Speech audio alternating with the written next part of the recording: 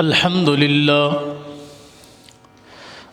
لله نحمده ونستعينه ونستغفره ونؤمن به ونتوكل عليه ونعوذ بالله من شرور أنفسنا ومن سيئات أعمالنا من يهده الله فلا مضل له ومن يضلله فلا هادي له ونشهد أن لا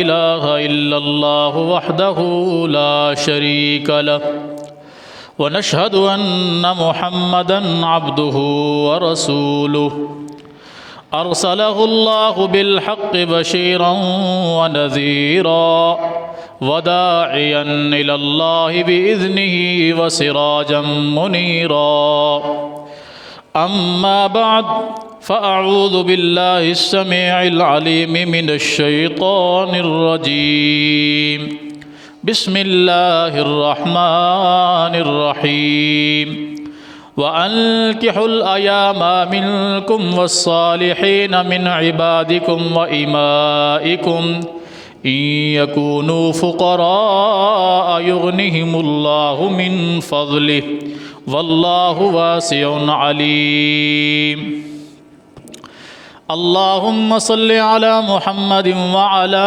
آل محمد كما صليت على إبراهيم وعلى آل إبراهيم إنك حميد مجيد اللهم بارك على محمد وعلى آل محمد كما باركت على إبراهيم وعلى آل إبراهيم إنك حميد مجيد رب اشرح لي صدري ويسر لي أمري واحلل عقدة من لساني يفقه قولي رب زدني علما اللهم انفعنا بما علمتنا وعلمنا ما ينفعنا وزدنا علما سبحانك لا علم لنا إلا ما علمتنا إنك أنت العليم الحكيم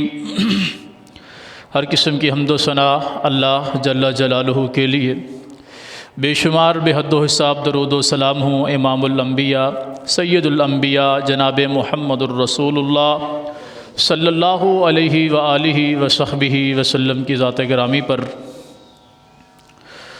گزشتہ جمعہ میں نکاح کے متعلق چند باتیں آپ کے سامنے گوشت گزار کی تھیں کہ اس معاشرے کو اگر بے راہ روی، گمراہی اور گناہوں سے محفوظ رکھنا چاہتے ہیں تو نکاح کو آسان کیجئے، نکاح کو فروغ دیجئے، نکاح کے اندر آنے والی مشکلات کو دور کیجئے۔ جس قدر معاشرے میں نکاح کرنا آسان ہوگا اتنا ہی زیادہ معاشرے سے بے حیائی اور گناہوں کا خاتمہ ہوگا، اور جس قدر ہم نکاح جیسی عظیم الشان سنت کو، جس کے ذریعے نسلوں کا پروان چڑھنا ہے اور امت کا بڑھنا ہے، گناہوں کا خاتمہ ہے، ہم جس قدر اس کو مشکل کریں گے اسی طرح ہم فتنے فساد اور برائیوں کے اندر دھنستے چلے جائیں گے۔ اور یہ نکاح کوئی ایسی چیز نہیں ہے کہ جو مذاق مستی کے اندر کیا جائے۔ نبی علیہ السلام نے فرمایا کہ 3 چیزیں ایسی ہیں کہ جن کو اگر تم مذاق میں بھی کہو گے نا تو وہ حقیقت شمار ہوں گی، اور اگر تم حقیقت میں کہو گے تو وہ تب تو ہیں ہی حقیقت، یعنی کہ ان کا مذاق بھی حقیقت شمار ہوگا، ان کی حقیقت تو ویسی حقیقت ہے۔ اور وہ 3 چیزیں کیا ہے؟ فرمایا النکاح والطلاق والرجوع۔ نکاح، طلاق اور رجوع، یہ 3 ایسی چیزیں ہیں کہ ان کو مذاق کے اندر کہو گے تو یہ حقیقت ہوں گی، حقیقت تو ان کی ویسے حقیقت ہے۔ مثال کے طور پر میں کسی بندے سے کہتا ہوں، 2-3 بندے موجود ہیں، میں ان کی موجودگی میں کہتا ہوں کہ یار فلانا بندہ، میں اپنی بیٹی یا اپنی بہن کا نکاح تیرے ساتھ کرتا ہوں، یہ دو بندے موجود ہیں، گواہ ہیں، کیا تم اس بات کو قبول کرتے ہو؟ میری بہن، بیٹی یا جو بھی میری محرم ہے، میں اس کا نکاح تمہارے ساتھ کرتا ہوں، اور یہ دو بندے اس بات کے گواہ ہیں، کیا تم اس بات کو قبول کرتے ہو؟ وہ بندہ کہتا ہے ہاں جی میں نے قبول کیا۔ اب یہ ایک مذاق تھی، ایسے بیٹھے بیٹھے بات کی۔ شریعت کہتی ہے یہ مذاق نہیں ہے، آپ کی اس جو محرم ہے، بہن، بیٹی جو بھی تھی، جس کا اشارہ، جس کی نسبت آپ نے کسی کے ساتھ کی مذاق کے اندر، شریعت کہتی ہے یہ مذاق نہیں ہے، اس کا نکاح اس کے ساتھ ہو چکا ہے، اس نے قبول کر لیا اور گواہوں نے گواہی دے دی ہے۔ بعد میں کہوں نہیں یار، وہ تو ہم ایسے مستی میں بیٹھے ہوئے تھے، مذاق میں بیٹھے ہوئے تھے، میں نے کہہ دیا کہ میں اپنی بچی کا، اپنی بہن کا، اپنی محرم کا نکاح آپ کے ساتھ کرتا ہوں، آپ نے بھی کہا ہاں ٹھیک ہے، گواہوں نے بھی کہا ہاں ٹھیک ہے، وہ کوئی ہم نے دلی طور پہ ارادہ تھوڑی کیا تھا۔ شریعت کہتی ہے اس میں کوئی مذاق نہیں ہے، یہ نکاح ہو چکا ہے۔ کیونکہ نکاح کے لیے کیا چیز ضرورت ہوتی ہے؟ ایجاب کا قبول کرانا، اور جس کے ساتھ نکاح کیا جا رہا ہے اس کا ایجاب قبول کرنا، اور گواہوں کی موجودگی۔ تو گواہوں کی موجودگی بھی موجود ہے، جو ولی ہے وہ بھی رضامندی ظاہر کر رہا ہے بھلے مذاق میں، جس کے ساتھ نکاح کیا جا رہا ہے وہ بھی رضامندی ظاہر کر رہا ہے بھلے مذاق میں۔ شریعت کہتی ہے اس میں کوئی مذاق نہیں چلے گی، یہ نکاح ہو چکا ہے۔ اس کا آپ عذاب دیکھیں، ہمارے فلموں ڈراموں کے اندر کوئی عورت ایک ڈرامے میں کسی کی ماں ہوتی ہے، دوسری میں اسی کی بیوی ہوتی ہے، تیسرے ڈرامے میں وہ اس کی بیٹی ہوتی ہے، تو چوتھے ڈرامے میں اس کی بہن ہوتی ہے۔ ڈراموں کے اندر ان کا نکاح کیا جا رہا ہوتا ہے کہ جی یہ دونوں میاں بیوی ہیں، یہ حق مہر ہے، یہ گواہ ہیں، شریعت محمدی کے مطابق ہم آپ کا نکاح کر رہے ہیں، آپ قبول کرتے ہیں؟ وہ کہتے ہیں ہاں جی ہم نے قبول کیا۔ یہ ڈرامہ چل رہا ہے، وہ دونوں میاں بیوی بن گئے، پھر ان کی ناچیکی دکھائی جا رہی ہے، پھر طلاق ہو گئی ہے، تو گویا کہ شریعت کی ایسی کی تیسی کر کے رکھ دیا، ڈرامہ بنا کے رکھ دیا، زندگی کو، اسلام کو مذاق بنا کے رکھ دیا۔ اور میں حیران ہوں کہ ہمارے علماء بڑی بے شرمی کے ساتھ خاموش ہیں اس موضوع پر، یعنی کوئی آبجیکشن نہیں کہ کورٹ میں اس کی اپیل دائر کی جائے کہ بھئی یہ بغیرتی کو بند کیا جائے، شریعت کا تم مذاق اڑا رہے ہو۔ شریعت نے جس کو مذاق میں بھی حقیقت شمار کیا ہے وہ فلموں ڈراموں کے اندر دکھایا جا رہا ہے، ایک ڈرامے میں وہ بہن ہے، دوسرے میں بیوی ہے، تیسرے میں ماں ہے، چوتھے میں بیٹی ہے، نکاح ہو رہے ہیں، پھر طلاقیں ہو رہی ہیں، پھر ان کے درمیان حلالے ہو رہے ہیں، پھر رجوع ہو رہا ہے۔ اسلام کو مذاق بنا کے رکھ دیا۔ ہمارے علماء کی ایک خاموشی، ایک مجرمانہ خاموشی ہے جس نے اس معاشرے کو اور زیادہ بگاڑ کا سبب بنایا۔ ہم کہتے ہیں یار ہم تو نہیں دیکھتے نا ڈرامے، ہمیں کیا پتہ کیا ہو رہا ہے کیا نہیں ہو رہا ہے۔ کیا ہم ممبر و محراب پہ صرف ایک دوسرے کو کافر، مشرک، بدعتی کہنے کے لیے باقی بچ گئے ہیں؟ اس معاشرے کی اصلاح ہماری ذمہ داری نہیں ہے کہ ہے ذمہ داری؟ ہماری ذمہ داری ہے۔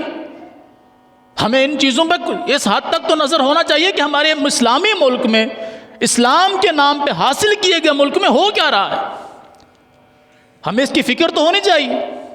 پھر ہم ممبر و محراب پہ کھڑے ہو کر کہیں جی یہ ہو گیا تو گناہ ہو گیا تو فلاں ہو گیا، تو بعد میں ممبر و محراب پہ کھڑے ہو کر چیخنے چلانے سے بہتر ہے پہلے اس چیز کی سرکوبی کیجیے۔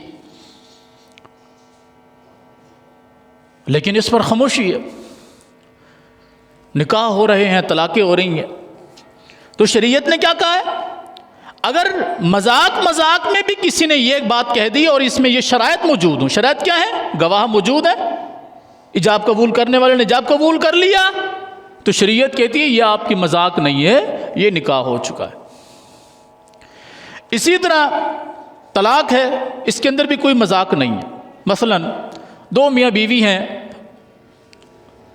اچھی خاصی ان کی زندگی آرام سے گزر رہی ہے، مذاق میں شوہر کہتا ہے جا میں نے تجھے طلاق دی۔ اب اس میں بڑے ہیلے ڈھونڈے جاتے ہیں، جی شوہر کی دیکھی جائے گی نیت تھی نہیں تھی، ارادہ تھا نہیں تھا، تو یہ اپنی توجیحات اس میں ڈھونڈی جاتی ہیں، شریعت کو پس پش ڈالا جاتا ہے۔ شریعت نے کہا، اس نے مذاق میں بھی کہا نا اپنی بیوی کو میں نے تجھے طلاق دی ہے، اللہ کی قسم شریعت کہتی ہے اس کی طلاق ہو چکی ہے۔ اس میں کوئی مذاق کی گنجائش نہیں ہے، ہم نے اس کو مذاق بنا کے رکھ دیا۔ یا میاں بیوی کے درمیان طلاق ہو چکی ہے، تیسری چیز، دونوں کے درمیان جدائی ہو چکی ہے، طلاق ہو چکی ہے، عدت ابھی چل رہی ہے، شوہر کہتا ہے کہ میں اپنے طلاق کے الفاظ واپس لیتا ہوں، میں تم سے رجوع کرتا ہوں، میں اپنے طلاق کے الفاظ واپس لیتا ہوں، تم سے رجوع کرتا ہوں، تم آج سے میری بیوی ہو۔ تو اللہ کی شریعت یہ کہتی ہے کہ یہ رجوع ہو چکا ہے۔ بعد میں یہ کہہ کہ نہیں جی ویسے میں نے تو ایسے اس کی دل جوئی کے لیے مذاق کی تھی تاکہ وہ پریشان نہ ہو، ڈپریس نہ ہو، فلانا ہو فلانا ہو، میرا کوئی ارادہ رجوع کا نہیں تھا۔ شریعت کہتی ہے رجوع ہو چکا ہے۔ تو تین چیزوں میں مذاق کرو گے وہ بھی حقیقت ہوگی، حقیقت تو اس کی ہے ہی حقیقت۔ یہ ہم نے دیکھنا ہے کہ ہمارے معاشرے میں کیا ہو رہا ہے۔ اب آتے ہیں اگلی طرف کہ نکاح کے لیے شریعت نے اصول و ضوابط کیا بیان کیے۔ اللہ رب العالمین فرماتا ہے کہ وَأَنْكِحُوا الْأَيَامَ مِنْكُمْ وَالصَّالِحِينَ مِنْ عِبَادِكُمْ وَإِمَائِكُمْ، جو تمہارے غلام، آزاد نوجوان جب وہ بالغ ہو جائیں، بلوغت کو پہنچ جائیں، ان کا نکاح کر دو۔ اگر وہ مالی طور پر کمزور بھی ہوں گے، غریب بھی ہوں گے، ان کے پاس اخراجات نہیں بھی ہوں گے، یغنیہم اللہ من فضلی، اللہ ان کو اپنے فضل سے غنی کر دے گا، اس کی رزق کی روٹی کے ذمہ دار تم نہیں ہو، اللہ اس کے اسباب کو پورا فرمائے گا۔ ہمارا بہانہ ہوتا ہے ابھی بچہ پڑھ رہا ہے، ابھی تعلیم حاصل کر رہا ہے، ابھی تو اس نے کوئی کاروبار شروع نہیں کیا، ابھی بچی پڑھ رہی ہے، ابھی تعلیم حاصل کر رہی ہے، ابھی تو اس نے اس کے بڑے بڑے عجیب و غریب خواب ہیں، ابھی اس کے سپنے ہیں، وہ پورے ہوں گے تو پھر دیکھیں گے۔ اس تگ و دو میں عمریں نکل جاتی ہیں، شادی کی عمر جو بہترین عمر ہے وہ نکل جاتی ہے، پھر بالوں میں سفیدی آ جاتی ہے، پھر ہم رشتے ڈھونڈنے کے چکر میں ہوتے ہیں، اب جیسا مل جائے بس رشتہ کسی طریقے سے بچی کے ہاتھ پیلے کر دیں۔ بچے کے متعلق بھی ہم سوچ رہے ہوتے ہیں بھائی کسی طریقے سے اس کا گھر بس جائے، ہمارا کوئی پتہ نہیں ہے کب مر جائیں، تو کم از کم ہمارے پیچھے ہماری اولاد کوئی ایسی تو ہو جو ہماری وارث بنے۔ شریعت کی جو اصل روح تھی اس کو ہم ختم کر دیتے مختلف ہیلے بہانوں کے چکر میں، کبھی تعلیم کے نام پہ، کبھی کاروبار کے نام پہ، کبھی قوم برادری میں ہم کو رشتہ نہیں مل رہا، ہم نے تو قسم کھائی ہے، ہمارے بڑوں نے تو قسم کھائی تھی کہ مر جانا اپنی برادری سے باہر رشتہ نہ کرنا، اپنی قوم سے باہر رشتہ نہ کرنا۔ مجھے بتائیے نبی محترم جناب محمد الرسول اللہ صلی اللہ علیہ وآلہ وسلم کی 11 بیویاں تھیں، کتنی؟ 11 بیویاں، کوئی ایک دکھا دیجئے، کوئی ایک جو رسول کریم صلی اللہ علیہ وسلم کے خاندان میں سے ہو کہ یہ حقیقی طور پر حضور کے خاندان میں سے ہے، کوئی ایک رشتہ دکھا دیجیے۔ کیوں اتنے برادریوں میں قوموں میں رشتے کیے؟ امت کی آسانی کے لیے، امت میں سے ہر مسلمان کے لیے زیادہ سے زیادہ بیک وقت 4 شادیوں کی گنجائش ہے، ایک مرد کے لیے زیادہ سے زیادہ بیک وقت 4 شادیوں کی گنجائش ہے، بشرطے کہ وہ ان کے درمیان عدل انصاف کر سکتا ہو۔ عدل اور انصاف نہیں کر سکتا تو شریعت نے کہا تمہارے لیے ایک ہی کافی ہے۔ جب تم انصاف نہیں کر سکتے ان کے درمیان، عدل نہیں کر سکتے، ان کے ساتھ جو ہے برابری نہیں کر سکتے، تو تمہارے لیے ایک ہی کافی ہے۔ لیکن یہ کہیں پر بھی نہیں کہا، کہیں پر بھی قرآن کریم کی 6666 کے قریب آیات میں سے کوئی آیت پڑھ کر دکھا دیجئے، یا رسول کریم صلی اللہ علیہ وسلم کے احادیث کے ذخیرہ میں سے کوئی ایک حدیث دکھا دیجئے جس میں آپ نے فرمایا رشتہ کرتے وقت اپنی قوم اور برادری کو لازمی دیکھنا۔ یہ قوم اور برادری کی بیماری ہمارے اندر، ورنہ خود رسول کریم صلی اللہ علیہ وسلم کی بیٹیوں کا نکاح آپ دیکھ لیجئے، حضرت فاطمہ تو زہرا رضی اللہ تعالی عنہ کے علاوہ حضور کی باقی 3 بیٹیوں کا نکاح کہاں ہوا ہے؟ نبی کریم صلی اللہ علیہ وسلم تو بنو ہاشم میں سے ہیں، عثمان غنی بنو امیہ میں سے ہیں، عثمان غنی کے نکاح میں یکے بعد دیگرے 2 بیٹیاں ہیں رسول کریم صلی اللہ علیہ وسلم کی، اور ابو العاص یہ قریش میں سے ہے، قریش بھی حضور کا خاندان ہے، لیکن یہ پیچھے چل کے خاندان ہے، اور وہاں پر حضور کی سب سے بڑی بیٹی حضرت زینب نکاح میں ہے۔ پھر آگے اصحاب محمد کو دیکھ لیجئے صلی اللہ علیہ وسلم، ان کے نکاح کہاں کہاں ہوئے، کون سا قبیلہ، کون سی قوم، کس کا نکاح کہاں ہو رہا ہے۔ تو یہ قوم برادری کی بتوں کو توڑا شریعت محمدی صلی اللہ علیہ وسلم۔ یہ قوم اور برادری، یہ کیا حیثیت ہے؟ اللہ قرآن میں فرماتا ہے، سورہ حجرات کو تلاوت کیجئے، کہ یہ جو قومیں اور قبیلے ہم نے تمہاری بنائے ہیں، یہ اس لیے نہیں بنائے کہ تم ایک دوسرے کے اوپر برتری حاصل کرو، یہ تو اس لیے بنائے کہ تمہیں پہچان ہو، لتعارفوا، تم ایک دوسرے کو پہچان سکو، یہ ارائی ہیں، یہ چانڈیہ ہے، یہ ملک ہے، یہ فلانا ہے، یہ فلانا ہے، ایک دوسرے کی تمہاری پہچان ہو۔ ورنہ اللہ کے نزدیک تمہاری کوئی حیثیت نہیں ہے قوم اور برادری کی۔ اللہ کے نزدیک اگر کسی کی حیثیت ہے، ان اکرمکم عند اللہ اتقاکم، اللہ کے نزدیک جس بات کی حیثیت ہے وہ ہے تمہارا تقوی، ایمان اور پرہیزگاری۔ تم میں سے جو جتنا مرضی، جتنا بڑا متقی پرہیزگار ہوگا، اللہ کے نزدیک وہ اتنا عزت دار ہوگا، بھلے آپ اس کو اپنا کمینی کیوں نہ سمجھتے ہو۔ ہم کہتے ہیں نا یہ ہمارے علاقے کا نائی ہے، گاؤں دیہات میں یہ چیز ہوتی ہے نا، یہ ہمارے علاقے کا موچی ہے، یہ تیلی ہے، یہ نائی ہے، یہ مراسی ہے، یہ فلانی قوم کا ہے۔ تم اپنے نزدیک اس کو کچھ مرضی سمجھتے ہو، اگر وہ اللہ کی نظر میں متقی اور پرہیزگار ہے، تم اس کے پاؤں کی خاک کے برابر بھی نہیں ہو۔ تم کس قوم قبیلے کے ہو کوئی پرواہ نہیں۔ اگر قوم قبیلے کی پرواہ ہوتی تو رسول کریم صلی اللہ علیہ وسلم کا سگا چاچا ابو لہب کہاں جاتا؟ بتائیے، حضور کا سگا چاچا ہے ابو لہب، سگا چاچا، آپ کے والد سے بڑا، بلکہ تایا، سگا تایا۔ اللہ نے اس کو جہنم کا ایندھن بنا دیا۔ اللہ کے نزدیک قوم برادری کی کوئی حیثیت نہیں ہے۔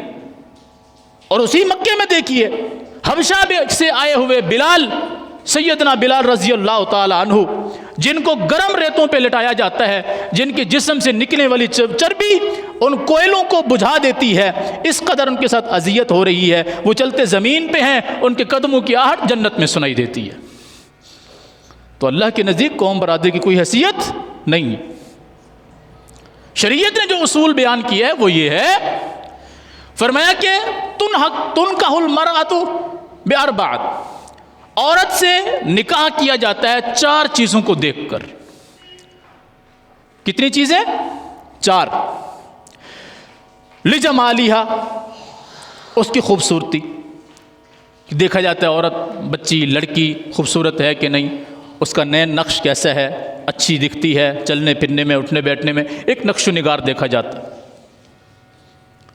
والی مالہا، یہ پارٹی مالی طور پر اسٹرانگ ہے کہ نہیں،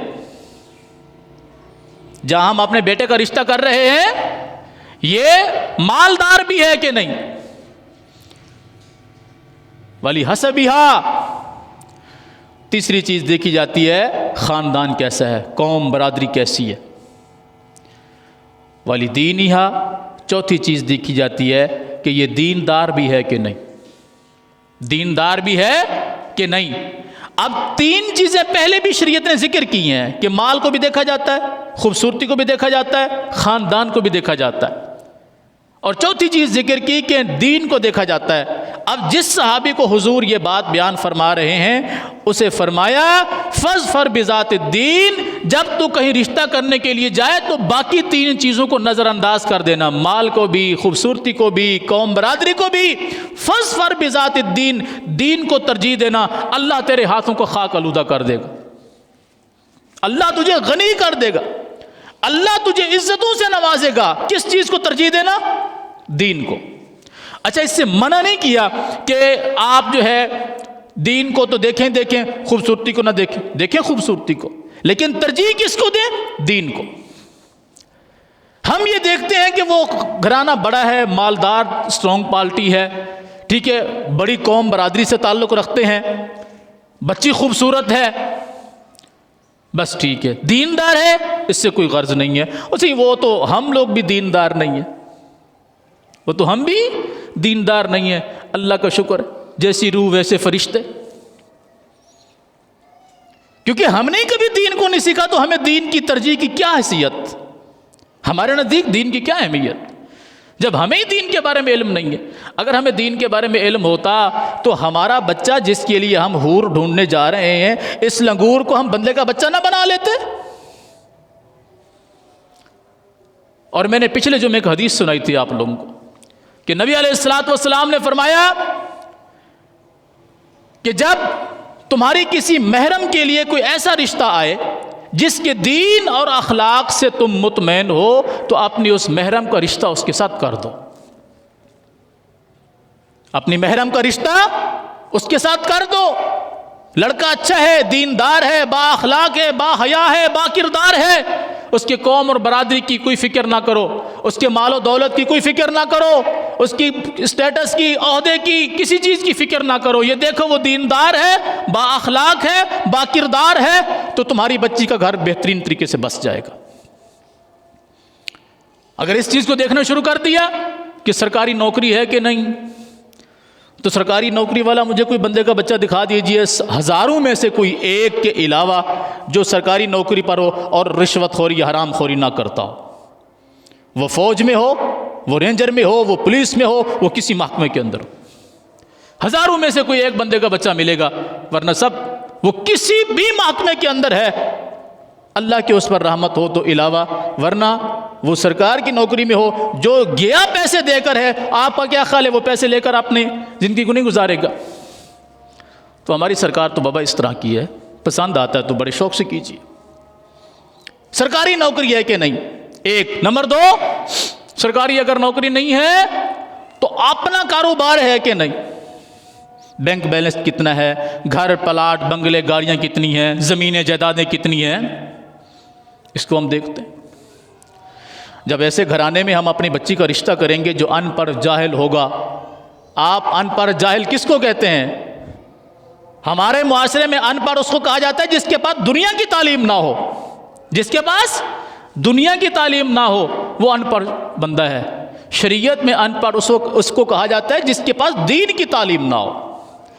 حضرت علی رضی اللہ تعالیٰ عنہ کا قول ہے، فرمایا کہ یتیم وہ نہیں ہے جس کے ماں باپ فوت ہو جائیں، یتیم وہ ہے جس کے پاس علم نہ ہو. ایک بندے نے ماسٹر کیا ہوا ہے، ایم اے کیا ہوا ہے، 16 جماعتیں پاس ہیں، ٹھیک ہے، اسکول کی 16 جماعتیں پاس ہے، ایم اے اس نے کیا ہوا ہے، ماسٹر کیا ہوا ہے. اس کو نماز پڑھنے کا طریقہ نہیں آتا. یہ ایمانداری سے بتائیے یہ بندہ دیندار ہے؟ اس کو قرآن کے 2 لفظ صحیح طریقے سے پڑھنے نہیں آتے، بتائیے یہ دیندار ہے، یہ تعلیم یافتہ ہے یا جاہل ہے؟ جس کو قرآن پڑھنا نہیں آ رہا، جس کو رسول کی حدیث پڑھنا نہیں آ رہی صلی اللہ علیہ وسلم، جس کو دین کے کسی مسئلے کا علم نہیں ہے، مجھے بتائیے یہ بندہ جاہل ہے یا پڑھا لکھا ہے؟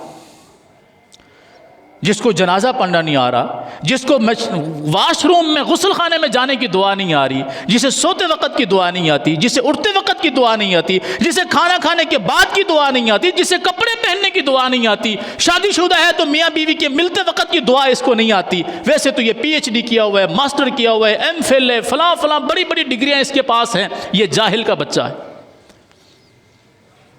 جس کو دین کے بارے میں کچھ نہیں پتا. ہم اس کو ڈھونڈ رہے ہیں، یہ بڑا پڑھا لکھا ہے، بڑی اس کے پاس ڈگریاں ہیں. شریعت نے ان ڈگریوں کی کوئی حیثیت نہیں رکھی. قبر کے اندر آپ سے یہ نہیں پوچھا جائے گا کہ آپ نے ماسٹر کیا تھا یا میٹرک کیا ہوا تھا، یہ پوچھا جائے گا آپ کا رب کون ہے، اور یہ رب کا اسی کو علم ہوگا. وہ ان پڑھ جاہل ہوگا تمہاری نظر میں، لیکن اس کو اللہ کی پہچان ہوگی، اس کے رسول کی پہچان ہوگی، وہ قبر میں جواب دے سکے گا. من ربو کا جب سوال ہوگا نا تمہارا رب کون ہے، وہ کہے گا ربی اللہ. پوچھا گیا فرشتے یہ تم نے کہاں سے سیکھا؟ رب کون ہے تم اس کا جواب دے رہے ہو اللہ، رسول کون ہے تم جواب دے رہے ہو، تمہارا دین کیا ہے تم جواب دے رہے ہو، تمہیں یہ کس نے تعلیم دی؟ وہ یہ نہیں کہے گا میں فلاں اسکول میں نے پرائمری کیا تھا، پھر میں نے ہائی اسکول پڑھا، پھر میں نے میٹرک کی، پھر میں نے F A B A M A کیا. نہیں، وہ کہے گا میں نے قرأت کتاب اللہ، میں نے اللہ کی کتاب کو پڑھا تھا. میں نے اللہ کی کتاب کو پڑھا تھا، میں نے اللہ کے قرآن کو پڑھا تھا، میں نے محمد الرسول اللہ صلی اللہ علیہ وسلم کے فرمان کو پڑھا تھا، مجھے وہاں سے پتہ چلا میرا رب کون ہے، میرا نبی کون ہے، میرا اسلام کیا ہے۔ شریعت نے تو اس کو کہا ہے۔ فرمایا اگر تمہاری کسی محرم کے لیے رشتہ ایسا آ جائے جس کے دین اور اخلاق سے تم مطمئن ہو، اپنی اس محرم کا رشتہ اس کے ساتھ کر دو۔ فَإِن لَّمْ تَفْعَلُوا، اگر تم نے ایسا نہ کیا تو تم زمین کے اندر فساد برپا کر دو گے، پھر تمہیں ایسے ایسے نمونے ٹکریں گے، ایسے ایسے نمونے ملیں گے جو تمہاری زندگی کو عذاب بنا دیں گے۔ آج دیکھ لیجئے، تو بیٹی کا نکاح کرتے وقت، بہن کا محرم بچی کا نکاح کرتے وقت کس کو دیکھنا ہے؟ سامنے والے مرد کے دین اور اخلاق کو۔ اسی طرح اپنے بچے کا، بھائی کا، بیٹے کا نکاح کرتے وقت سامنے والی بچی کو دیکھنا ہے، تو اس کو بھی کیا دیکھنا ہے؟ دین کو دیکھنا ہے۔ اور یہ چیزیں ہم تبھی دیکھ پائیں گے جب ہم اپنے بچوں کو دینی تعلیم سے آراستہ کریں گے۔ جب ہم اپنے بچوں کو دین ہی نہیں سکھائیں گے، انہیں پاکی ناپاکی کا علم نہیں ہے، انہیں نماز روزے زکوٰۃ کا علم نہیں ہے، انہیں قرآن صحیح طریقے سے پڑھنا نہیں آتا، حضور کی حدیث پڑھنی نہیں آتی، دین کے بارے میں کچھ نہیں جانتے، تو رشتے کہاں سے ڈھونڈیں گے؟ آسمان سے تو نہیں اترنے والے رشتے۔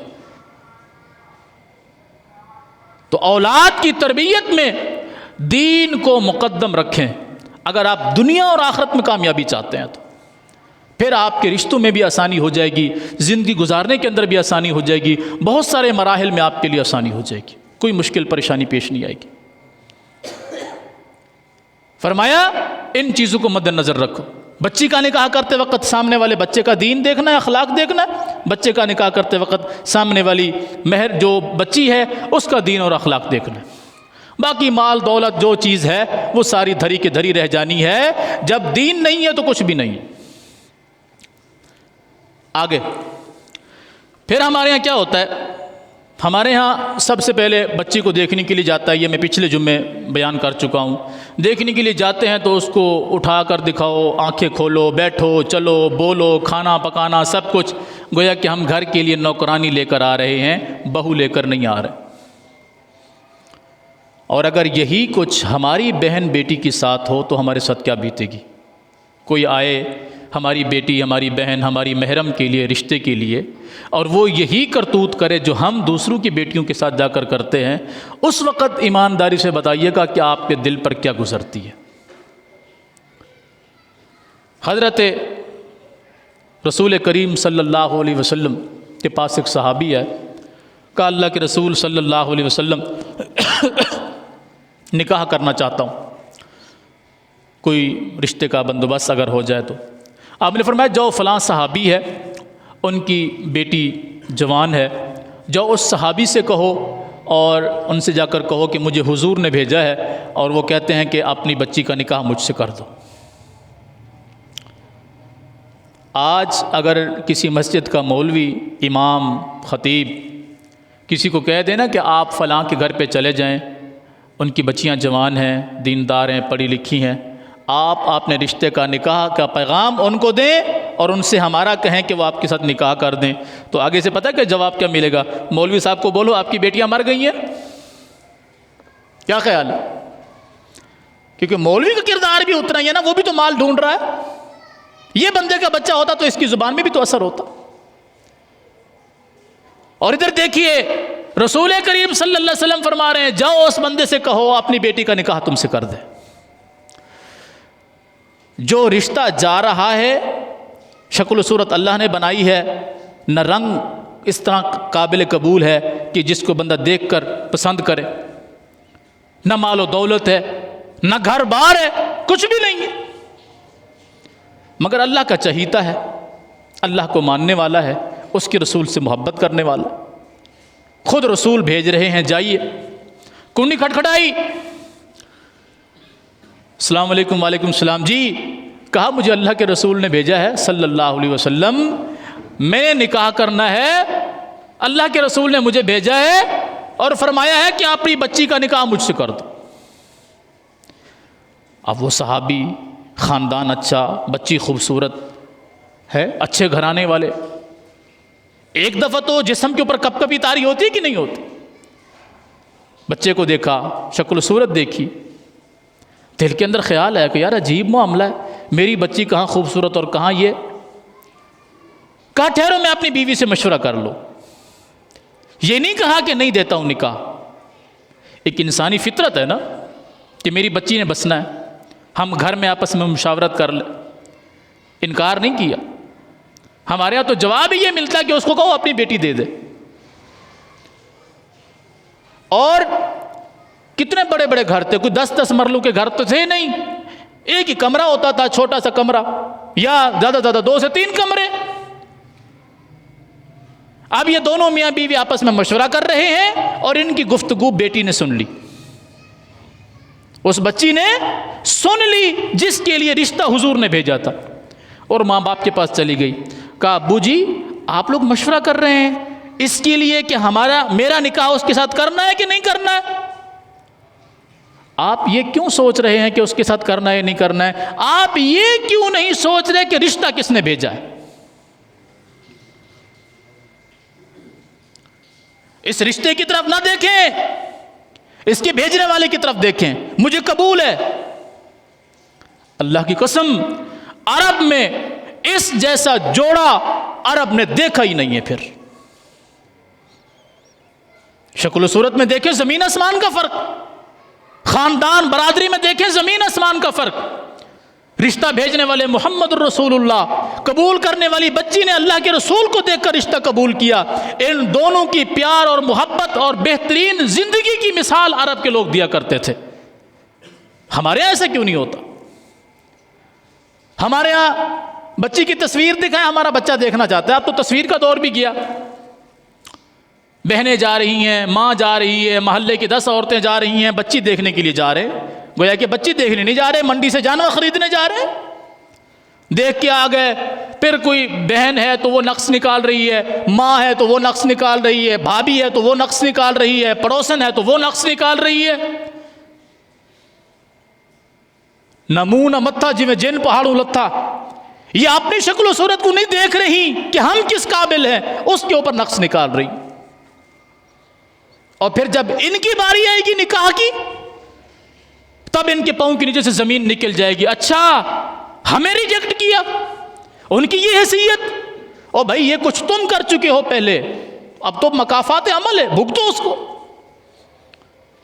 جانور دیکھنے جا رہے ہیں، بچی دیکھنے نہیں جا رہے، دیکھ کے آ گئے۔ اچھا جی ہم سوچ کے بتائیں گے، کھا پی بھی لیا، سب کچھ کر لیا، اب سوچ کے بتائیں گے۔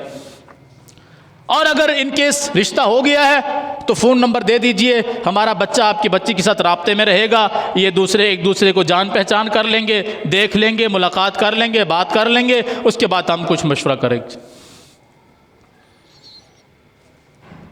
یہ طوائف خانہ ہے یا نکاح کا پیغام ہے؟ بتائیے۔ پھر وہ فون پہ رابطے ہو رہے ہیں، تم کیسی ہو، میں کیسا ہوں، کیا کرتی ہو، کیا نہیں ہوتا، یہ پوری ہسٹری چلتی ہے، یہاں تک کہ شادی تک یہ سلسلہ چلتا رہتا ہے اگر ہو جائے۔ جب شادی ہو کر آتی ہے تو پھر وہ بیوی بن کر نہیں آتی ہے، اس کی ماں، اس کی بہن بن کر، اس کی سربراہ بن کر آتی ہے، کیونکہ تم نے شریعت کے پہلے دھجیاں اڑا رکھی۔ شریعت نے اتنی اجازت دی ہے کہ اگر نکاح کرنا ہے، شریعت آپ کو اجازت دیتی ہے کہ آپ ایک نظر اس لڑکی کو دیکھ لیں جس کے ساتھ آپ کا نکاح ہونا ہے۔ یہ نہیں کہا کہ ساری رات پیکج لگا کے باتیں کرتے رہو، ایک دوسرے کو پسند کرتے رہو، بات چیت ہوتی رہے، اور حال احوال پوچھتے رہو، ڈیٹیں کرتے رہو، ملتے رہو، ملاتے رہو، لوگوں کے ساتھ انٹروڈیوس کراؤ، یہ میری منکوہ ہے، ہونے والی ہے، یہ میری منگیتر ہے، وہ کہتی ہے یہ میرا منگیتر ہے، وہ اپنی سہیلیوں سے ملاقاتیں کروا رہی ہے، وہ اپنے دوستوں کے ساتھ ملاقاتیں کروا رہا ہے۔ یہ کیا بغیرتی کا تم نے راج اکٹھا کر رکھا ہے؟ جب نکاح ہو کے آتا ہے 4 دن بھی وہ رشتہ نہیں چلتا، نکاح ٹوٹ جاتا ہے۔ جب تم شریعت کے ساتھ اس طرح زیادتی کرو گے، اللہ کی قسم اللہ کی غیرت گوارا نہیں کرتی۔ نکاح ہو جاتا ہے، منگنی ہو جاتی ہے، منگنی سے لے کے شادی تک محلے والوں کا جینا حرام ہوتا ہے۔ ڈیک لگے ہوئے ہیں، گانے بج رہے ہیں، چل رہے ہیں زور شور سے، یہاں تک کہ محلے کے لوگ نہ مریض دیکھا جا رہا ہے، نہ کسی کو دیکھا جا رہا ہے، نہ چھوٹوں کو نہ بڑوں کو، کہ صبح لوگوں نے کام پہ جانا ہے، بچوں نے اسکول جانا ہے، کچھ کوئی پرواہ نہیں ہے۔ کیا جی خوشی ہو رہی ہے، اس خوشی کی ابتدا کہاں سے کر رہے ہیں؟ ناچ گانے سے، ان بھنگڑوں سے، ڈانس سے، ڈھول ڈھمکے سے ابتدا ہو رہی ہے شادی کے دن تک۔ شادی کے ٹائم بھی صرف نکاح کے وقت آپ کا ڈھول ڈھمکا 5 منٹ کے لیے بند ہوتا ہے جب مولوی صاحب نکاح پڑھا رہے ہوتے۔ ابتدا بھی کہاں سے ہوئی؟ اللہ کی بغاوت سے۔ انتہا بھی کہاں ہو رہی ہے؟ اللہ کی بغاوت سے۔ رشتہ قائم رہ سکتا ہے؟ کبھی نہیں رہ سکتا۔ ہم ہر وہ کام کرتے ہیں جس سے شریعت نے منع کیا، ہم کبھی بھی اس طرح کا کام نہیں کرتے جو شریعت نے ہماری رہنمائی کی ہو۔ آپ دیکھیے رسول کریم صلی اللہ علیہ وسلم کی 11 شادیاں ہوئی ہیں، کسی ایک شادی میں ڈھول ڈھمکا، کوئی اس طرح کی صورتحال جو ہمارے ہاں مسلمانوں میں نظر آتی ہے، حضور کے ماننے والوں میں نظر آتی ہے، کیا حضور کی اپنی زندگی میں بھی نظر آتی ہے؟ حضور کی 4 بیٹیوں کا نکاح ہوا ہے، دکھا دیجئے کوئی اس طرح کی بیماری حضور کی 4 بیٹیوں کے نکاح یا شادی کے موقع پر نظر آتی ہے آپ کو؟ اصحاب محمد کی بیٹیوں کی، بہنوں کی، ان کی اپنی شادیاں ہوئی ہیں، دکھا دیجئے کوئی اس طرح کی بیماری نظر آتی ہے؟ وضع میں ہو تم نصارہ تو تمدن میں حنود، یہ مسلمان ہیں کہ جنہیں دیکھ کے شرمائیں یہود، یوں تو مرزا بھی ہو، غالب بھی ہو، افغان بھی ہو، سبھی کچھ ہو، بتاؤ مسلمان بھی ہو؟ یہ ہماری کنڈیشن۔ پھر گھر نہیں بستے، مولوی صاحب تویز دے دیجئے، مولوی صاحب کو ایسا وظیفہ بتا دیجئے، مولوی صاحب یہ کر دیجئے، مولوی صاحب آپ کو ماچس کی تیلی لگا کے آگ نہ لگا دے؟ آپ نے کیا شریعت کو چھوڑا تھا؟ یہی مولوی تمہیں منع کر رہا تھا کہ مولوی صاحب، بھائی صاحب تھوڑا سا بند کر دو، آواز کم کر دو، مسجد قریب ہے، مدرسہ قریب ہے، اللہ کا گھر قریب ہے، یہ لوگ گھروں میں سوئے ہوئے ہیں، بچے سوئے ہوئے ہیں، بیمار ہیں، بچوں نے اسکول جانا ہے، لوگوں نے صبح کام پہ جانا ہے۔ تو آپ کا آگے سے جواب یہ ہوتا تھا کہ مولوی صاحب شادیاں روز روز نہیں ہوتی، برداشت کرو۔ جب مولوی نے برداشت کیا، محلے والوں نے برداشت کیا، اب جو اللہ کی طرف سے آ رہا ہے آپ بھی برداشت کرنے کی ہمت کیجئے نا۔ آپ نے لوگوں کے ساتھ کیا، اللہ نے آپ کے ساتھ کر دیا، اس میں کون سی پریشانی والی بات؟ تو ہم نے شریعت کا مذاق اڑایا ہر جگہ پر، نکاح سے لے کے رخصتی تک ایک ایک لمحہ ہم نے اللہ کی بغاوت میں گزارا۔ کیسے کیسے گزارا، اس پر انشاءاللہ اگلے جمعے گفتگو ہوگی۔ اللہ تعالی ہمیں سمجھنے کی توفیق دے، شرم، غیرت، حیا، ایمان نصیب فرمائے، ہمیں اسلام پر چلنے والا بنائے، ہمارے اہل و عیال کو اسلام پہ چلنے والا بنائے۔ اقول قولی ھذا واستغفر اللہ لی ولکم ولسائر المسلمین۔